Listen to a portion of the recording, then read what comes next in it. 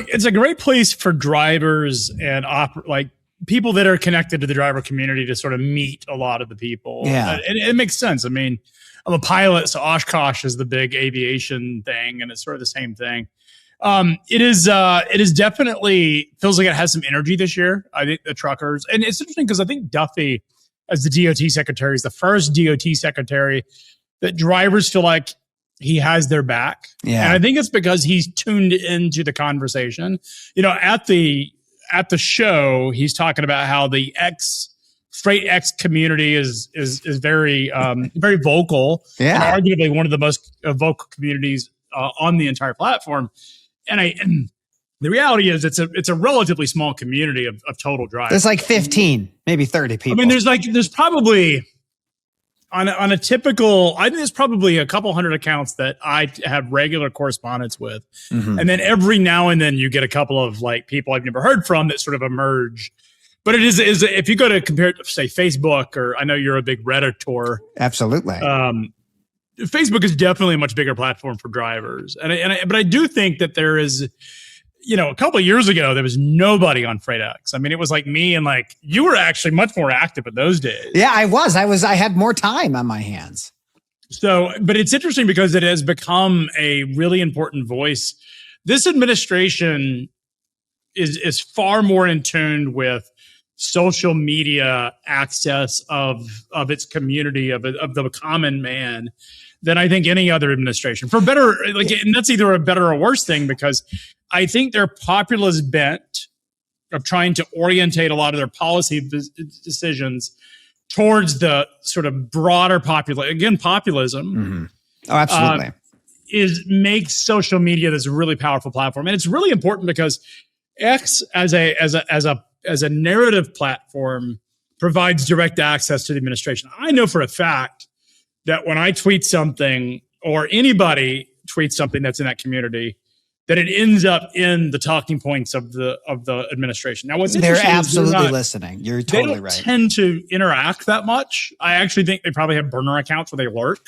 But they will retweet some stuff. I mean, it's not that the DOT doesn't do that, but they certainly are aware of the conversations, and some of the comments we make and things that we bring up do make it into some of the policy decisions. In fact, I would argue that no one was talking about the entry-level driver training program up until October. Yeah. And the reason, and I remember it was flagged to me by someone who runs a large driving school program about it. I was not even aware of this ELDT thing. Yeah. And then nobody was talking about it. Everybody was talking about ELD devices and non-domiciled CDLs.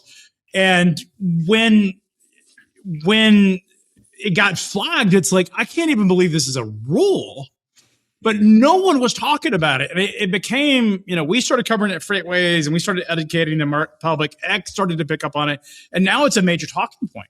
Absolutely. And the same is going, I think, with insurance. Like the FMCSA did some research fairly recently about this gap of insurance between minimum liability and what we see at these verdicts continue to go. What I love is that what FMCSA has done, especially with Administrator Bars and Deputy Administrator Elison, is they do want to hear from different voices. So like on my desk, Craig, as you might imagine, I have my copy of Transport Topics. So I'm always up to speed. If you want to hear what the ATA has to say. That's right. You get Transport Topics, and then you get something like FreightX Friends.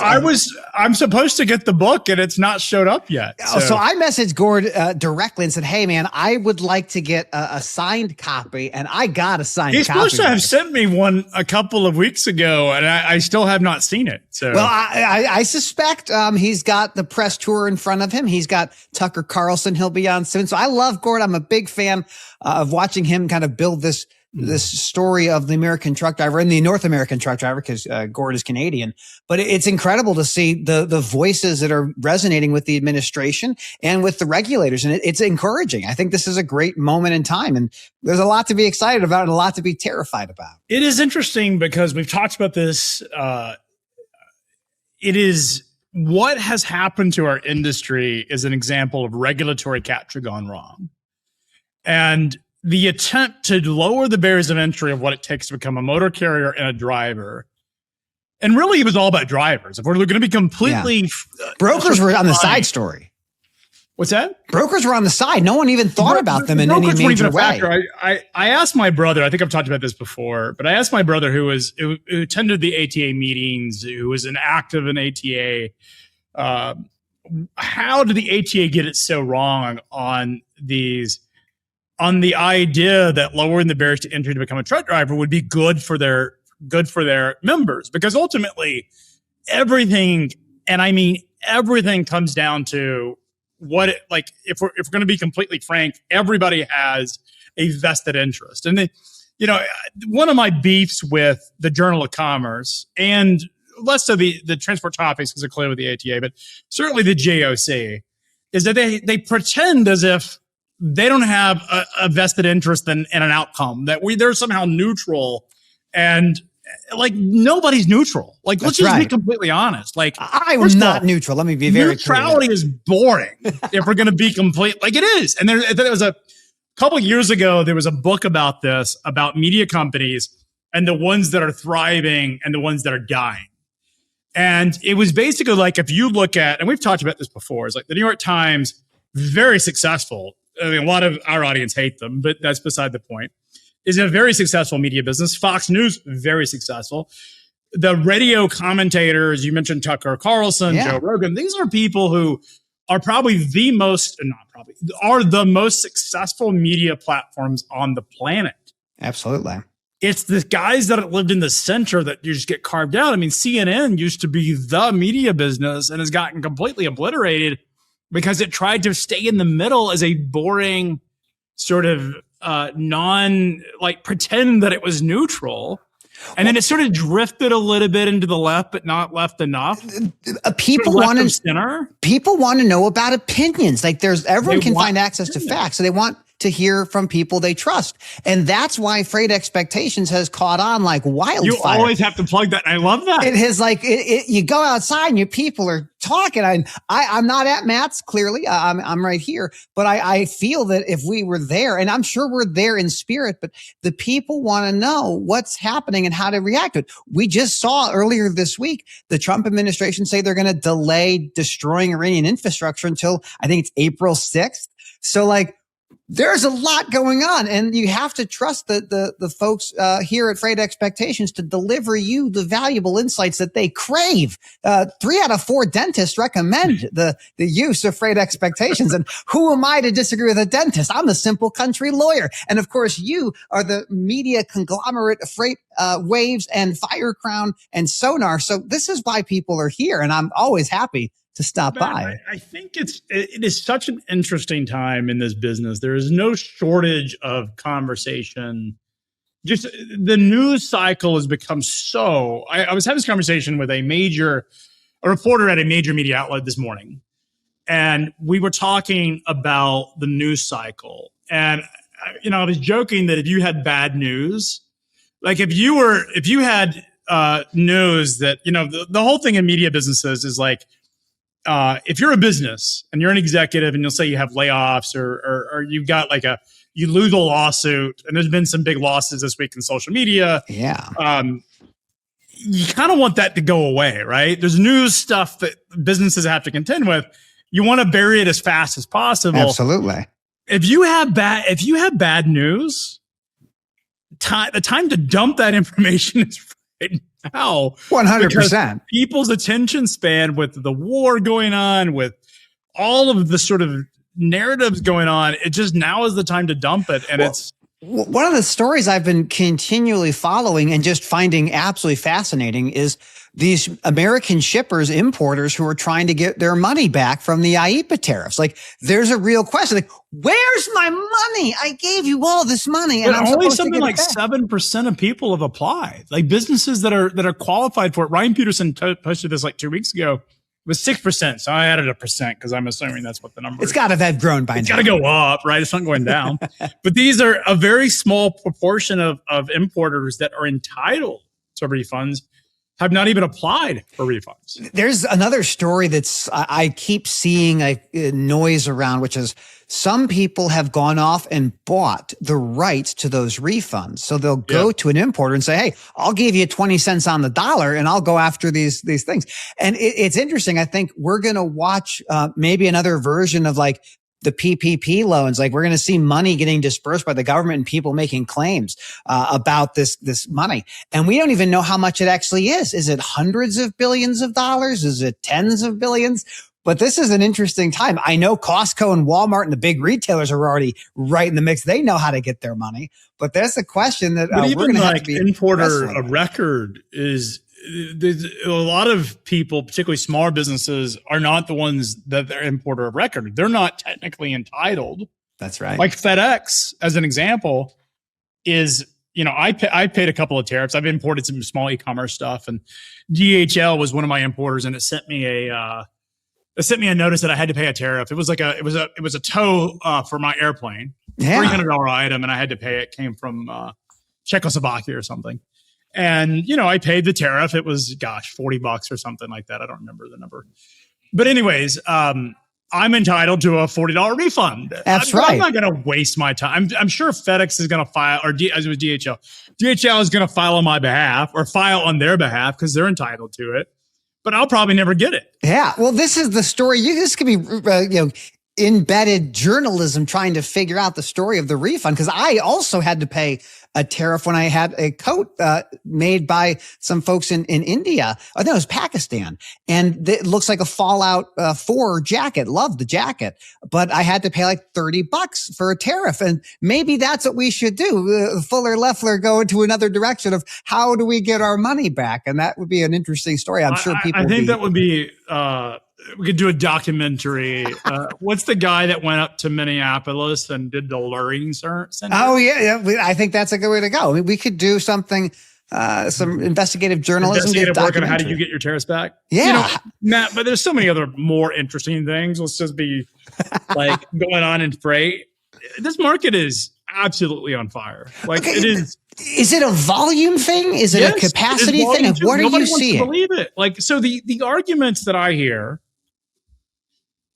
is that, okay, so this has been sort of the playbook for the bears over the last couple of months is, back in the fall, it was the compliance crackdown is going to be a nothing burger, is going to be irrelevant. And that really started in the summer as we started to see English proficiency start to get enforced. And then it was the non-domicile CDLs. And there was this sort of theory that it was just not going to have any impact on freight. And it started to have an impact on freight in October. And then we saw as we got closer to the holidays that capacity was tightening, volumes were still dropping, but capacity was tightening. And then it became the weather. And this is a short term, the compliance thing. Of course, volumes are high. It's the holidays was sort of the excuse. Then it was the weather because the bears didn't want to believe it was real. That was the whole thing, right? Yeah. Like it has to be some other alternative explanation has to explain this market. And so then it was the weather. And then as the weather started to, we'll call it heat because it didn't cool, the weather heated, right? Because we went through some pretty severe winter weather situations. Then it was the Iran war and its diesel prices are driving the market. Yeah. None of that. I mean, yes, those things are storylines, and yes, each in themselves had some truth to it, right? The weather certainly was a catalyst. The fuel prices have had some catalyst in terms of disruption to the market. But I can tell you, based on the data that we have, is that volumes are increasing. These are some of the highest volume charts we've seen since 2000. Is it any particular commodity we see volumes increasing? Brother, industrials. And you know how I know that? It's the flatbeds. The flatbeds are cooking. Flatbeds are actually cooking. And by the way, it's not just trucking data. Go look at the railroads. Chemical shipments year over year are up 6% in terms of it. And if you want the horsemen of the industrial sector, it's the chemicals. The chemicals are absolutely cooking. It is absolutely. And so if the chemicals are cooking, flatbeds are coming back. And so if you were talking about a recovery in the industrial sector, what you would expect to see is that flatbeds would be cooking. Flatbed volumes would be up significantly, which we see. Mm-hmm.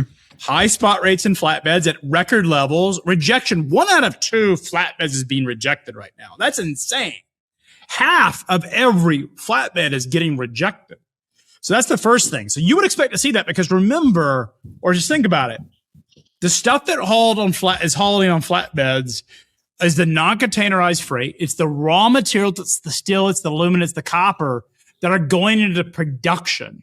So if I'm going to have an industrial recovery or renaissance, I'm going to see it in the flatbeds first, because if I'm building a factory or if I'm building machinery, then I got to bring in the heavy stuff into my factory. And so the flatbed should be in the flatbed market first. And here's one of the interesting things is historically what we see when we see high flatbed volume is we see housing, single family home starts highly correlate with flatbed data. It's always been the connection, at least since we've been tracking our data since 2017, is that when you see high flatbed volume, you also see single family home starts. There's a tight correlation between those two. That is not happening right now. Single family home starts is very low, but something else is driving it. So we're seeing it in the industrial. Do you think that might be the data center boom? So we're still building all these data centers. Maybe that's where the flatbeds are coming. Of course it is data centers. Data centers have a significant piece, but and this is, people love to use that as a counter, but it's the data centers. Who cares? Yeah. It's still demand driven and they're buying American. The reason we know they're buying American is because where we see the flatbed activity hot is in the center of the country. It's not on the coasts.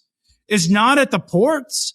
It's the center of the country. And so it is, we are seeing industrial activity happening. I think the chemicals and I'm talking rail volumes, not truck volumes, but chemicals, the fact that we were at the highest levels, February was the highest month in railroad chemical shipments in history.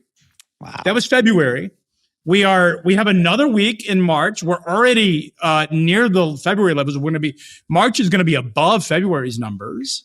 So we know that chemicals are starting to cook, which again was a sign of industrials. And so when we look at this, we know volumes are super, super strong.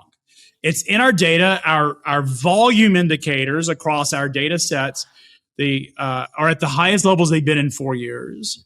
And so so I would argue that volumes are driving a lot of this activity. And one of the things that I think is really interesting is, like, I post a lot about market conditions, and normally when I post about, I'll have someone come in who's a truck driver or an operator come in or a broker. I'm like, I'm not seeing this. Yeah. Like you're wrong, Fuller. You are wrong. What I'm seeing right now is, and I'm sure there's people who are would love to come out and contradict it. What they'll do is they'll say, well, it's just diesel. They're not saying they're not seeing it, because everybody's seeing it. Mm-hmm. Everyone is seeing it, which I think that consensus is a really strong indicator that people are feeling. And I've had so many brokers tell me that this is the strongest March that they've had on record. I had a broker, about $1 billion CEO, text me a couple days ago and said in their entire history, their domestic desk, 3 out of 5 of their best days in history in terms of volume were in March of this year. I've talked to a lot of the big top 10 CEOs of top 10 logistics companies on a regular basis. And they're all seeing it. And they're all seeing it. And any bear, and I know you got that DAT hat, and Ken Adamo and I have gone at it. But I'm like, what I don't understand is, like, why can't they see it? Why don't they see it? And what is interesting to me is, like, it's like, look, volumes are up strong.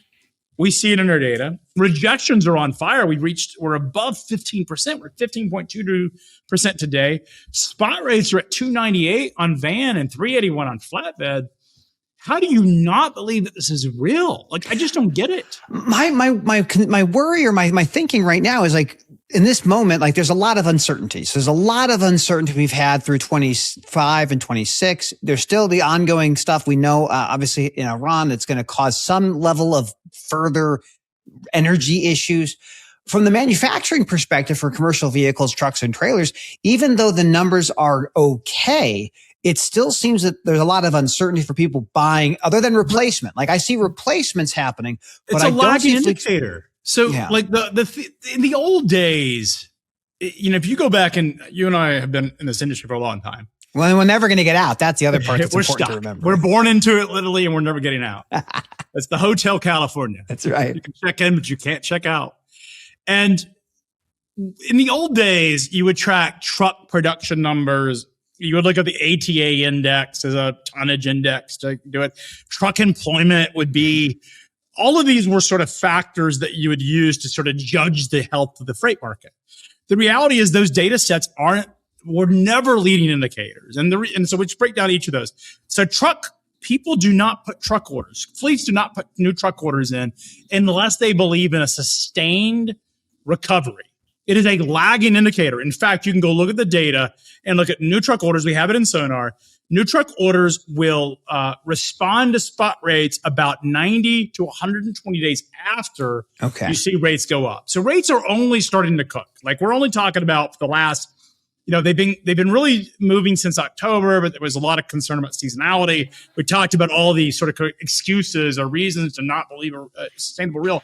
I think this time it's going to take a little bit longer for fleets to respond because they want to know for sure. Like you said, uncertainty is real. But this is the only reason people are uncertain is because it has been so miserable for so long that no one wants to take the W. Nobody wants to take the win because it's almost like we're not allowed. Yeah, no, we can't be happy. That's one thing I think is really important for people who don't know supply chain very well. The default feeling is to be unhappy, and then you're good and you're okay if things are just kind of status quo. And you have these little fleeting moments of joy. The green shoots where we hit, and look, I can certainly, there's plenty of times where I have gotten excited early, where we see some green shoots and we get overly excited, and then it just, I get it. Like I've been there before, but I have not seen charts like this since COVID ever. Like it is, and there's nothing. So let's say that you're bearish and you believe that this is a short-term pop due to truckers staying off the road. I'm not saying you are. I'm saying, let's say I'll pretend that I am. There's a recession coming, Craig. Why are you not seeing this? So it's short-term pop because of high diesel, right? Mm-hmm. Truckers are not driving trucks right now because of high diesel. That is a current counter argument on capacity is tight because truckers are not on the road. Well, that makes no sense to me because the market is going to clear what the market clears at, and you don't see. Like we were headed before Iran, we were already seeing tender projections at 14% before the war blew up. We were already seeing high spot rates that had come up from, $220 a mile to $280 a mile before Iran. Mm-hmm. So the tightness in the market existed before the war, and it has existed for a while. And you're starting to see things like PMI, Purchasing Manager Index, S&P reported. It is beating expectations.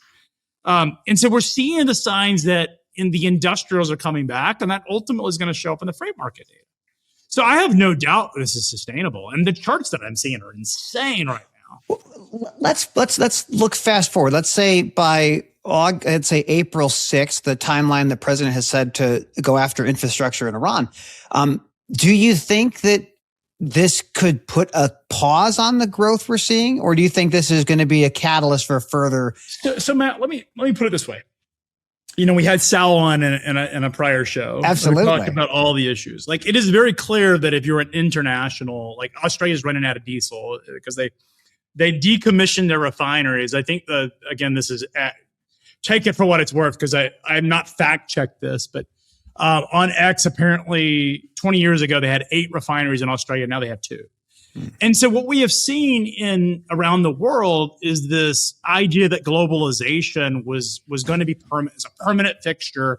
And we could all hold hands and it was a small world and everybody would be happier if we just traded with one another. Right. And that has been the argument. I mean, that has been the argument. If you read the Journal of the JOC's editors, that's what they always talk about. It's all both the liberals and the conservatives have all felt free trade is the greatest thing ever, and keep barriers as low as possible. The world is flat, and like I grew up in college, and Thomas Friedman wrote "The World is Flat." He wrote the Lexus and the Altry, and I was a diehard flat earther when it came to trade. Like I believed in that, and I fundamentally thought this was the right thing. My view on it really changed during the Russia invasion of Ukraine and COVID, were the two things, the catalyst that changed my entire perspective of free trade. Because I was a diehard free trader, like believed that unfettered free trade was and I still believe that unfettered free trade is the best source of prosperity. But what we now have seen is that, if you go back to 2022, Xi, the premier of China, the belief in sort of these geopolitical worlds is that China would never do anything that would stunt its economic growth or at full employment, if you will, for the Chinese population. That the government, no matter how ideologically opposed they were to something, they were so focused on prosperity that they would do nothing to violate that. And what we learned during COVID was that they fundamentally believed that locking their own people into their homes and shutting down their economy was the way to control the virus. Mm-hmm. And they were willing to break from the international trade system to achieve a goal. And so we saw that happen in China. We saw Russia invade Ukraine, despite the fact that this basically shut off Russia from the Western system and trade system, the global system, if you will. Yeah. And that was what changed me, because I realized, like, I love history. I've always been a fan of global history. And if you sort of follow history, we have enjoyed since really 1945, all of the wars have been proxy wars. Like the Cold War was all proxy wars. And not fought on our soil at all. Not fought on our soil. Like, and even not even in Europe. Like, we're not fighting. The West has been able to fight wars with its adversaries, particularly communism, and Russia being an adversary. It's all been proxy wars and these really poor countries, right? Like we saw it in Korea when it was very poor. We saw it in Vietnam. You saw it in the Americas. You see it in Africa. You saw it in Serbia, Yugoslavia, the former Yugoslavia countries. Now we see it in Ukraine. Proxy wars are the way that the modern system, because the wars of fighting it on your own territory are so damaging that you would rather fight it in a third country that you don't have to. We have not had a conflict of the great powers since World War II. You're exactly right. The last time we declared war was during World War II. That's right. We don't declare war. We just... It's an excursion, Craig. It's an excursion. But my point of this, Matt, is that you can't have global supply chains that are interdependent when you have kinetic conflict, because inevitably, and we are so fortunate to have lived in a world that's relatively peace, that you and I grew up in, that the idea of military conflict simply was not something that we had to worry about in the United States. From we're going to go to war, or bombs are going to start dropping from the sky. Like, it is a pretty unusual time in history. It's also worth noting that we live in the most peaceful time in human history that's ever existed. Like, this is the most peaceful time. We see things on the news. They make us feel certain things, but this is still the most peaceful time that humans have ever lived on this planet. And by the way, for those people who are like, humans are bad, this is the law of the jungle, man. Well, and go back to every single species is fighting for its own territory. And you see it in the hummingbirds. That's right. Some hummingbirds are vicious. Really fierce. They're vicious creatures. Territorial viciousness, man. They dive bomb. I love watching them. It's like watching military activity. They're incredibly interesting. I live on the side of a mountain, and I wear hats a lot because I don't like to get my head burned, right? Bald head. And I'll sit outside during the summers, and these hummingbirds, if the hats are red or colored, The black ones, they don't tend to fly up, but if I wear a red hat, oh my gosh, they fly up and they come right to my face. and they're so fast. They're so cool. They can back up, but they come and look at it. They're like, oh, is that a flower? They think my beautiful head is a flower. It is. I've been told that it's a flower. But anyways, they come up. But they're if you read about them, I became very interested in hummingbirds because you read about them, they're just amazing little creatures. But they're very territorial. I mean, look at the ants. You ever seen some of these like documentaries on ants?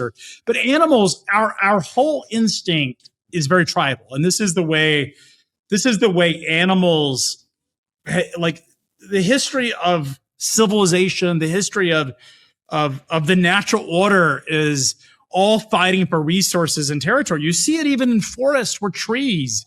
That's why invasive species are bad, because they will take over and destroy everything. This is just the way it works. We like to think that we're not animals, but we are all animals, and those same rules apply. But it's the natural order of things to have fight. In fact, the fact that humans can actually coexist through trade is a testament to the brilliance of the human mind. Well, and a lot of the thought after World War II was it was going to be our soft power, our economy, our businesses, our ability. It was not wrong. And it was incredibly effective. And even with the conflict with now in Iran and with continuing with Russia and Ukraine, Russia's back in the global stage. Like all of the sanctions for them and for Iran are gone. So now there's new stuff happening. Living high on the hog. I mean, Putin is in great shape. He's got $100 oil. And that'll be here all summer, I bet. His oil and natural gas has been unsanctioned to allow some relief in global oil prices.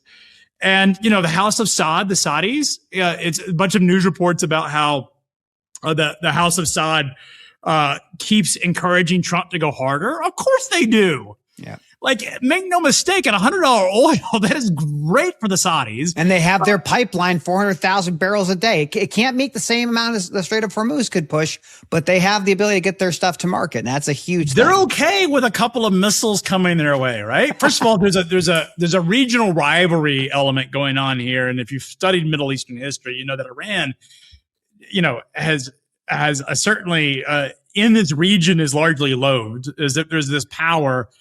And its competitors, the Saudis, UAE, they actually want Iran contained. It's that Sunni Shia distinction. That is what really drives a lot of the conflict in parts of the Middle East. Absolutely. And so make no mistake, plus $100 of oil is great if you're a producer. So let's get back to what this means for freight, because we can keep talking about this.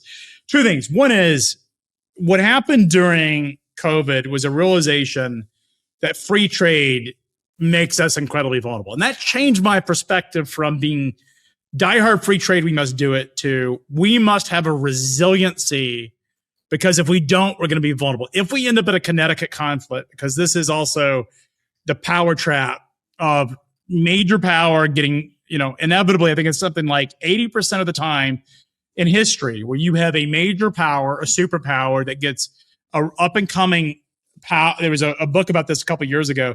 There's an up and coming power that's trying to ascend to the top. They end up in a Connecticut conflict. Yeah. And the thesis is that inevitably with China's ascension, that you have this superpower that is the United States that has its own interests that are counter to the interest of an ascending China. And it's going to end up in a Connecticut conflict. And if that were to happen, I came to this realization in 22. If that were to happen, it means absolutely dire straits, dire outcome for the United States economy, our supply chains, and our ability to prosper. And I think we're seeing this play out. The supply chains are the front lines. Make no mistake. Yeah. The Nord Stream pipeline that was blown up, that there's reports from either Russia, depends on who you believe. Russia blew it up. Ukraine blew it up, or the CIA blew it up. Someone blew that thing up. It didn't just pop. And it blew up because of the fact that it's a part of the supply chain. It was meant to impact Europe or impact Russia, depending on where you sit on this. That would impact. And so that was on the front lines. And we saw the Houthi attacks on ships. We've seen what's happening in the Strait of Hormuz. It strikes me that if we don't protect our own supply chains and build our own resilient supply chains, that we're vulnerable.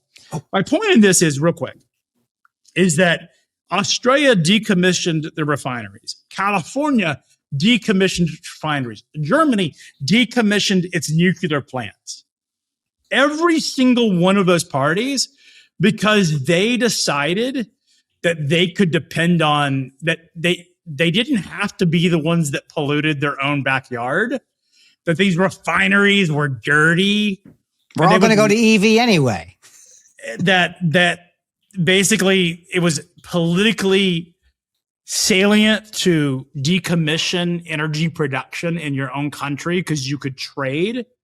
The politicians could sell the local public that they're the ones doing this. And yet what was happening the entire time is they were making themselves incredibly vulnerable.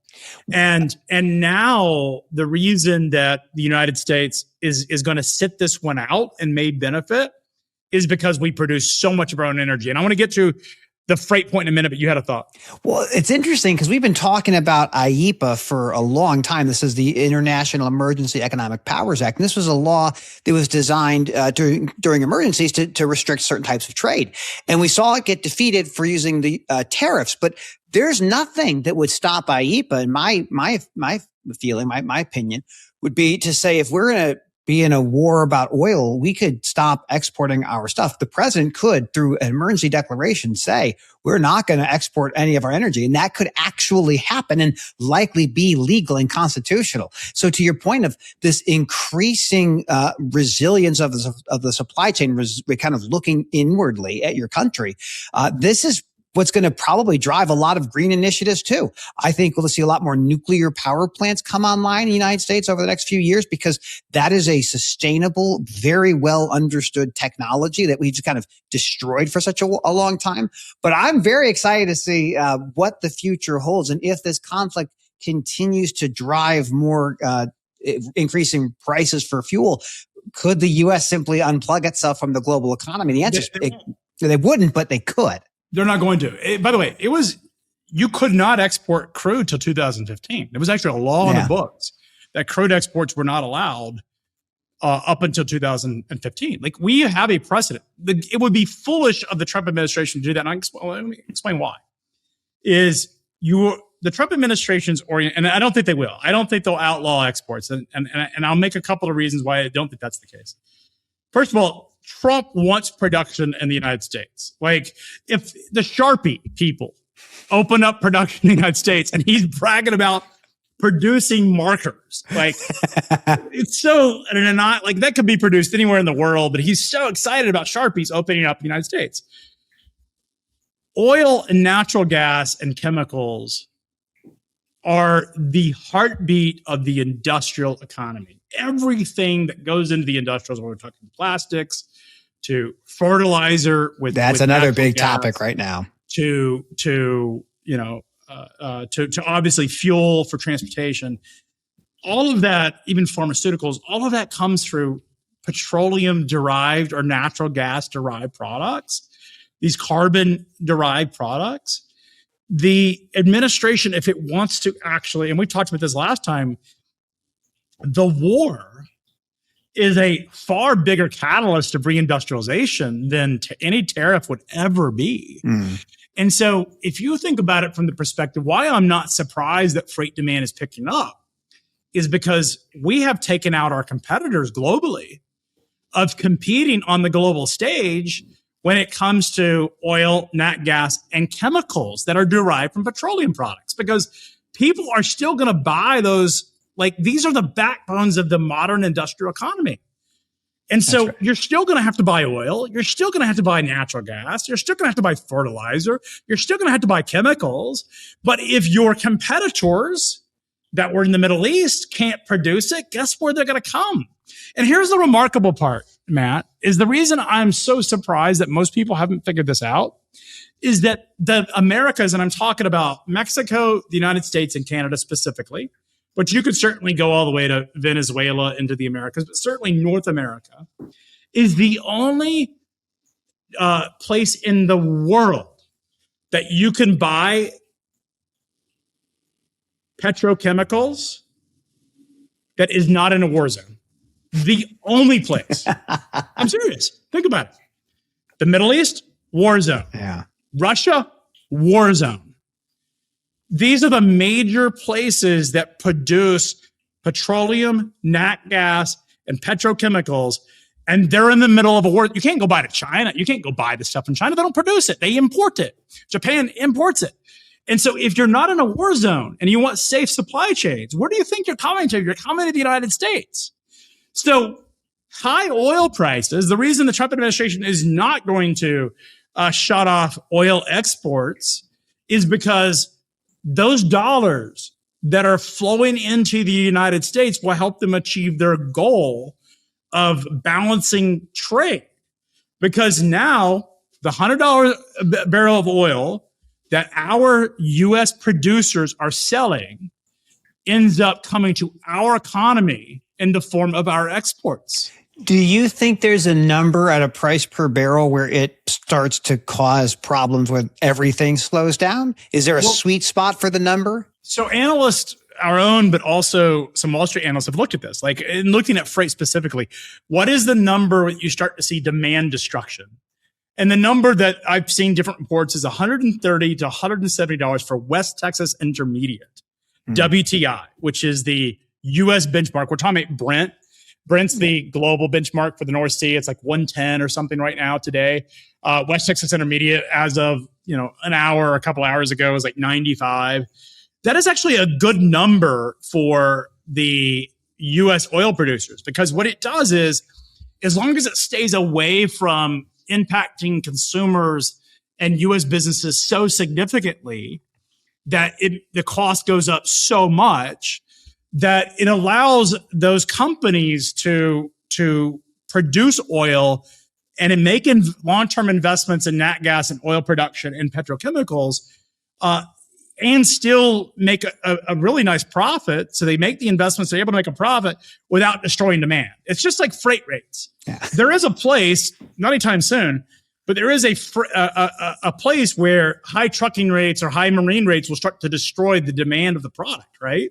That's my concern. So long from there. And we're same thing in the oil market, because again, we're not at a level, like we're still, if you look at it on an inflation adjusted basis, I mean, we had higher oil prices during COVID. Like in 2022, we had, oil prices had gotten, I think in West Texas Intermediate and gasoline prices were much higher than they are today.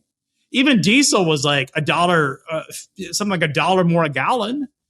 I wonder if it shouldn't move. The number shouldn't move dramatically until we get to that April 6th date, unless something else strange happens. As we're talking, I looked at it this morning. WTI was 95 as we started this conversation.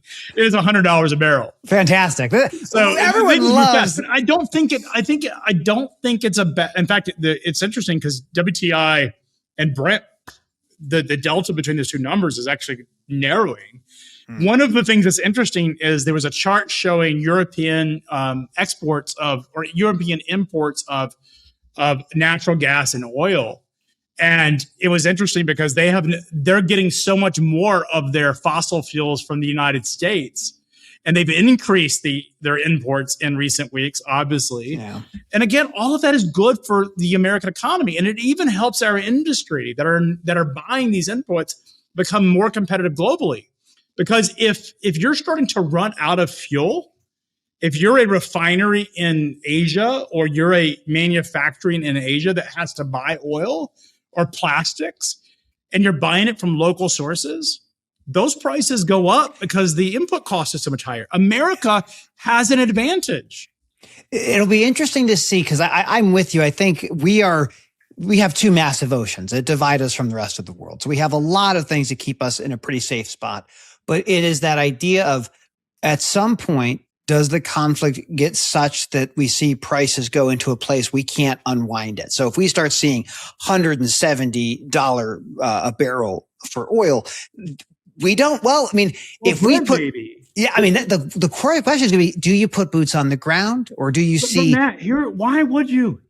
So let's say that, my understanding, again, I'm not close to the administration, but the reports is that administration wants to finish the job and get out, but they have to finish it, as Sal talked about. Yeah. Like, they have to do something about it. But what I don't think people understand is we have so much untapped energy sources in the United States that over the last couple of decades have been legislated through environmental rules out of commission. Alaska, we have in the Anwar province, the Alaska National Wildlife Reserve, one of the largest proven reserves in the world. I'm talking, the numbers are astounding when you look at how much oil is sitting in Alaska that is untapped. We have offshore oil. They just opened up offshore oil off of the coast of California that is there.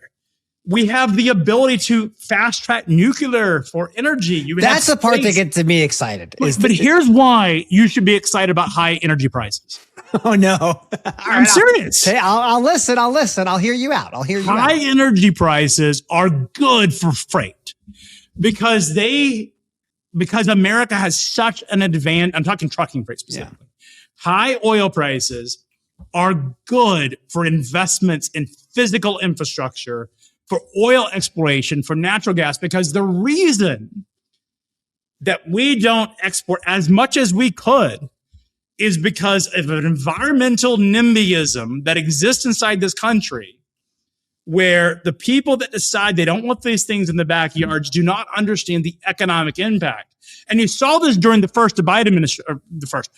Biden administration was at the early parts of the Biden administration, when in 2021, when oil prices were relatively low, before really COVID started to cook inflation. I remember this, and it was the Biden administration came into the office with a very anti-fossil fuel new Green Deal thesis. They were very anti-Saudi Arabia. They were very anti-oil and gas investments. The EPA phase 3 stuff was incredible. Everything had to go green. We needed to get rid of fossil fuels. And then inflation went berserk, right? And when inflation went berserk, if you started looking at the tone, how the administration changed from we must get rid of all carbon forms of energy production to we need to make it easier to create energy production. They did it because of high oil prices. And the reason right before this conflict, we saw oil dropping to the low 50s and conversations about it going all the way to the 30s was because of the fact that the Biden administration, followed by the Trump administration, the Biden administration took their hand off the scale that prevented investments in the energy sector. And by them doing that, what it enabled us to do in the United States and in Canada, Mexico, and so forth, was to allow for the free flow of energy investments. But here's the crazy part.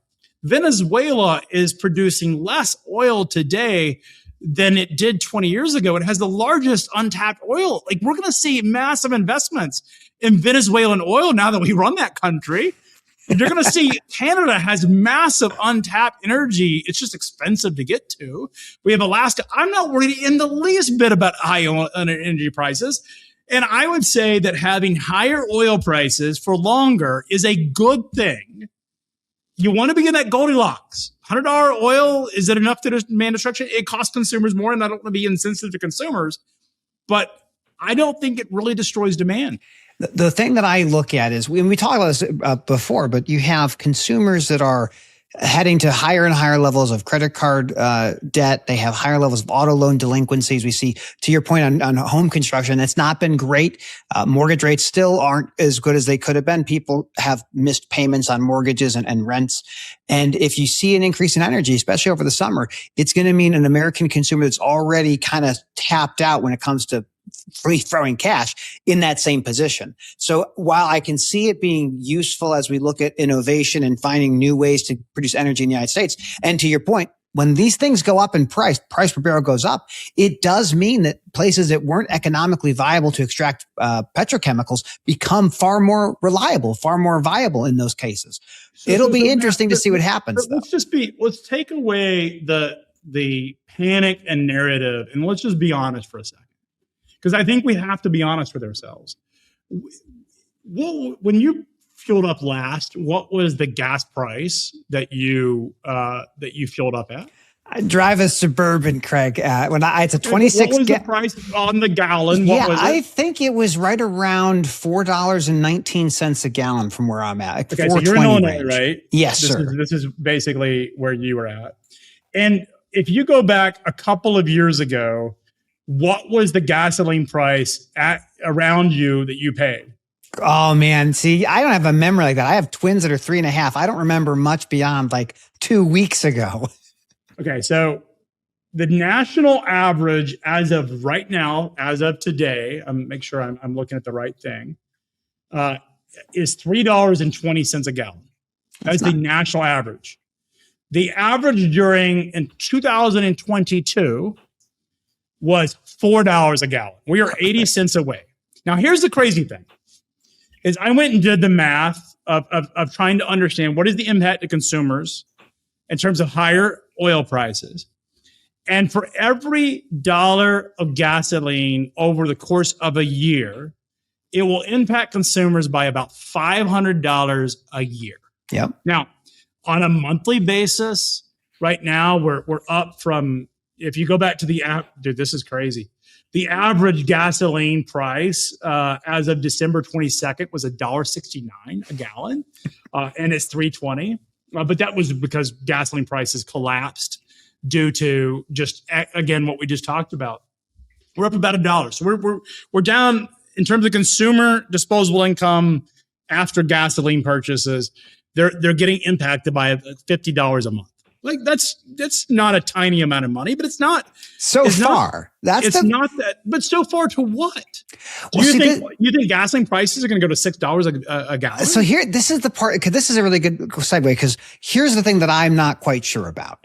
I don't know what victory in Iran looks like, and I don't know what the timeline is to get the infrastructure that has already been destroyed back online. There's reports that I think it's Qatar has 17% of their natural gas production completely destroyed, and it would take 3 to 4 years to get that back online. So my worry is, can we live with it as it is now? Sure, of course we can. But does it get worse? And if it does get worse, when does that become a problem? Not politically, because it's just going to be a problem politically regardless, but economically. Is there a time or a number that says if it's at this level for this period of time, this is when you see what could be a broader recession or something like that? Even if you have spots of the economy that still do great, that's the thing that I'm concerned with, because everyone has plans, but when you get into a war, you get into a conflict, all the plans go out the window once you get punched in the face, and you start figuring out, okay, how do we win this thing? And that's the part that gets me really curious, because I don't know what that looks like in 2 weeks or 3 weeks or 4 weeks. I think I think a lot of it is the scary part of what could happen. But the crazy thing is, Matt, you and I are much closer to the news. We had no choice but to be a part of the news because we are the news. That's right. The average person on the street is not thinking about Iran, right? Like it's not coming up in many conversations outside of people that are in freight or talking about it. The first thing my wife said yesterday when she's even mentioned Iran or the conflict, because she'll listen to me talk about it, the first thing she volunteered in the last month was, I filled up, we have a giant, as we have a lot of kids too, right? She filled up her GMC Denali.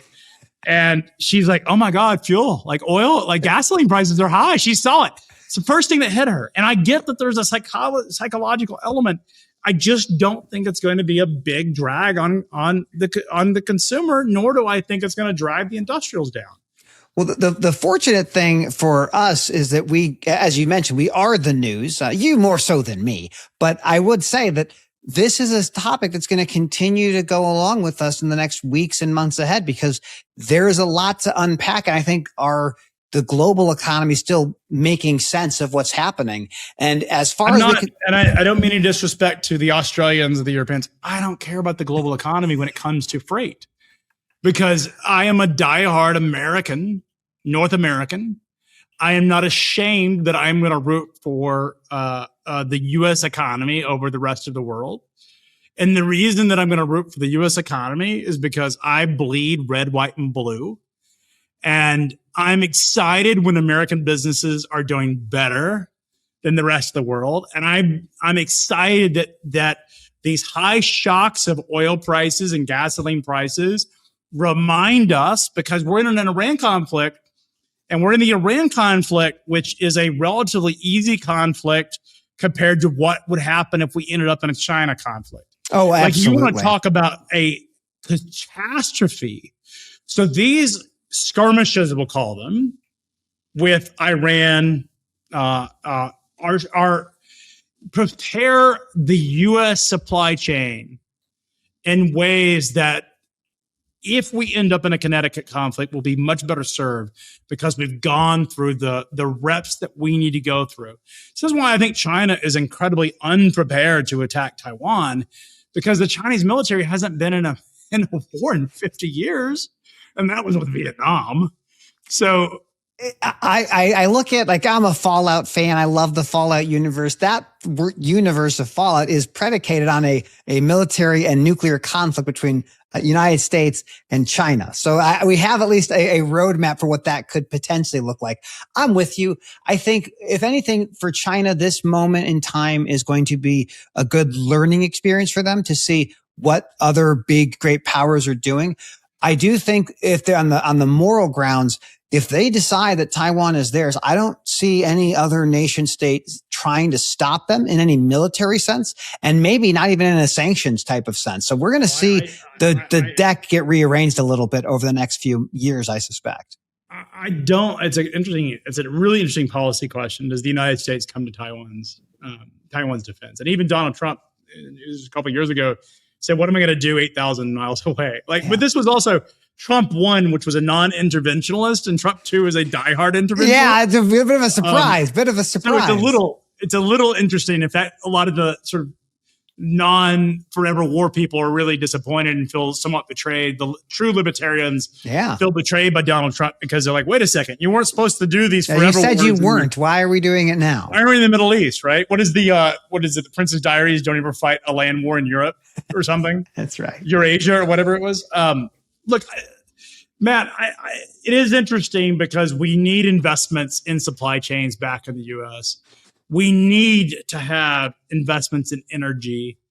We need to have nuclear investments. We need to have oil investments. We need to make sure that we have a redundant and profound supply chain. And these shocks, because they're not bad for Americans, are not putting us out of business or destroying our livelihood. But if we end up in a kinetic conflict with China, we are so unprepared for that these short-term shocks do important things, because they remind everybody that we must fix this. California is going to deal with massive political ramifications of their own NIMBYisms and environmental laws, because they have shut down all the refineries.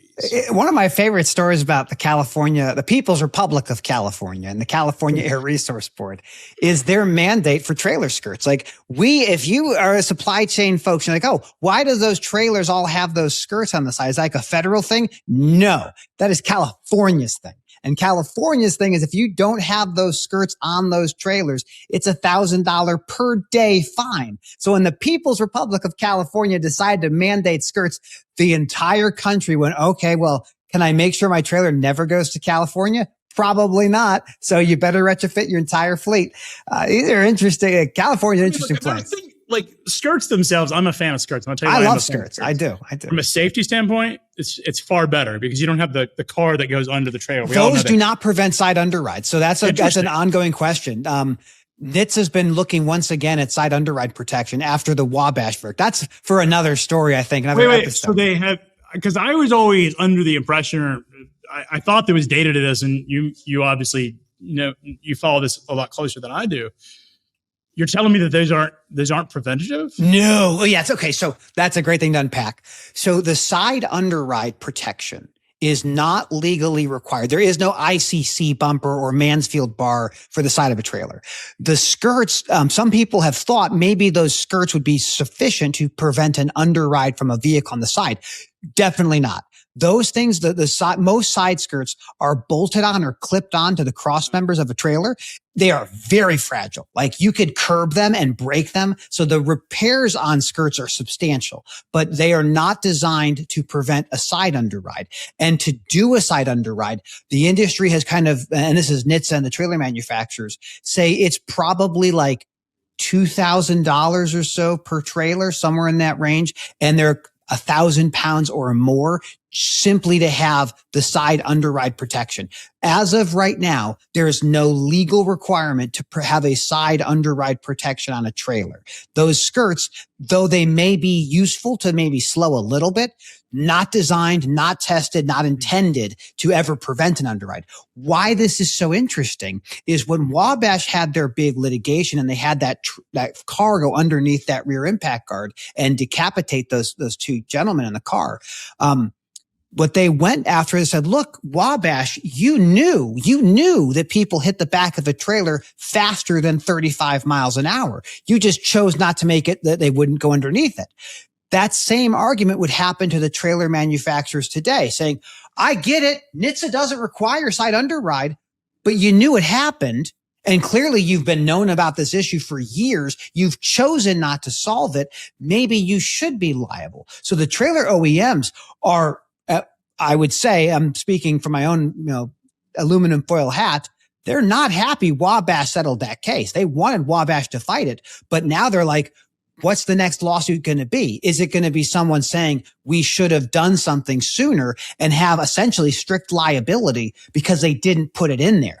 That is a very big question that we are talking about as an industry that no one is ready for.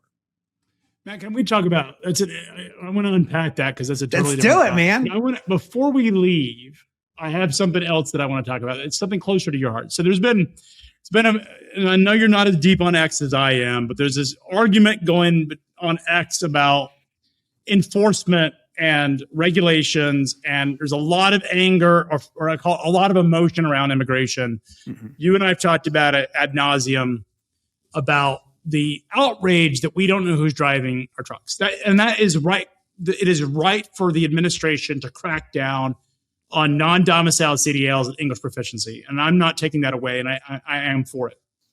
But there are two other issues, and I did a video of this I posted the other day, that are not being discussed about. There is no outrage in the trucking community that is talking about immigration about two other much more dangerous issues. One is much closer to your heart, which is maintenance. Yeah, buddy. 1 out of every 5 trucks is not roadworthy on the roads. That's right. And the second is the drug and alcohol pervasiveness among our driver population. If you take the Trucking Alliance's data, if we had hair follicle testing, as much as 5% of U.S. truck drivers would fail a drug test. And it's only like 0.3% for urinalysis when these big fleets did it. There is not enough outrage at things that are not immigration. And I'm calling BS to people because if you're going to be outraged over immigration and you argue safety, then you must be appalled at the lack of maintenance, which is far more predictive to accidents. Yeah, absolutely. I mean, this is the part that I get passionate about because to your point, we can look at political issues of English language proficiency or non-domiciled, and that's a pretty interesting storyline. But when you peel back the onion and you say 22% of all commercial vehicles are unsafe at any speed, that they have to be repaired before they're allowed to continue driving. And that is acceptable. That's absurd. Even if you were to say, let's try to get it to 15% out of service or even 10% out of service, it would be a radical transformation that our industry simply could not adapt to. And the American public is learning about our industry. And that's what got me so excited about both Administrator Bars and Deputy Administrator Elison and others from the FMCSA and Duffy as well, because they're learning. Like you and I know this business. They know it well. but they are going to understand that when they finally look at vehicle maintenance, they're going to say, we have to do something. And the only thing you can do in that context is increase enforcement resources. That's the only solution. That's the only solution. And if you can do that, then the supply chain gets better. Drug and alcohol testing, I understand hair follicle testing. I understand why the Trucking Alliance wants that to be the standard for the entire country. I am not against it necessarily. I think it is useful to have better testing for those things, but I'm an equipment guy first and foremost. I love equipment. I think I'd rather have well-maintained trucks and trailers and some guy or gal who a month ago smoked some weed before they got their I'm not CDL. worried about it. I'll be clear, Matt. I don't have a problem with marijuana. In fact, I think the ATA's position on cannabis and even the DOT's position on cannabis or marijuana in the Drug and Alcohol Clearinghouse is wrong, because I don't have a problem. Look, I don't smoke pot. I've tried it twice in my life. I never liked it. One time, everything turned blue and red, and I never tried it again. That was in Hong Kong. We used to go to this bar. It was a triad bar, which is like the Chinese mafia bar. Interesting. We would all hang out in Hong Kong when I was living there. And I tried pot one night. I was in college, and everything turned blue and red. And I am not ever trying that again. I don't think I don't know what it was. Normal. I don't think it's supposed to do that. It's not supposed to do it. Like every now and then I'll do to get sleep. I'll do a gummy, because those are allowed in Tennessee, but they're just not that, anyways, I don't have a problem with cannabis at all. Like in terms of drivers, smoking a joint 12 hours before they get on the highway. That's not my issue. My issue is the opioids and cocaine, which are far more pervasive and do show up in drug tests. That is where and there have been studies of this where, the numbers are low single digits of opioid addiction of active truck drivers. To some studies actually show much higher, like 8%. So it is a problem. But my point on this is that there are other issues that are industry that the regulators need to be educated on. We've talked about earlier, as we started this show, they have been educated on the entry-level driver training program, the self-certification of truck drivers. It is our job in the industry to educate them on these other two factors. And I hope that the organizations that are encouraging the administration to crack down on non-domiciled CDLs and English proficiency will also encourage the administration to crack down on unsafe trucks and drug and alcohol problems in our industry, because both of them are pervasive. Once we get the clip from Isaiah on this exact piece, I'll make sure to send it to my friends at the FMCSA and say, hey. They should. And I'm like, there needs to be public education about the fact that the trucking industry is facing a unprecedented safety crisis due to the lack of underfunding at the FMCSA. That is the story. That is the story. The FMCSA's budget should be increased exponentially. The FAA gets 82% of the budget of the Department of Transportation.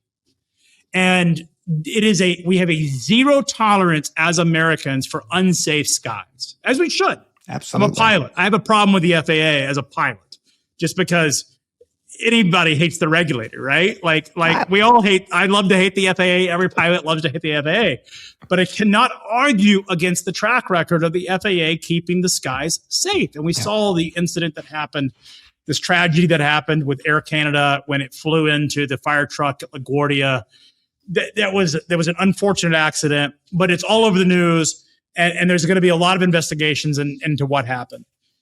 We have 5,000 fatalities every single year on American roads that involve a heavy duty truck.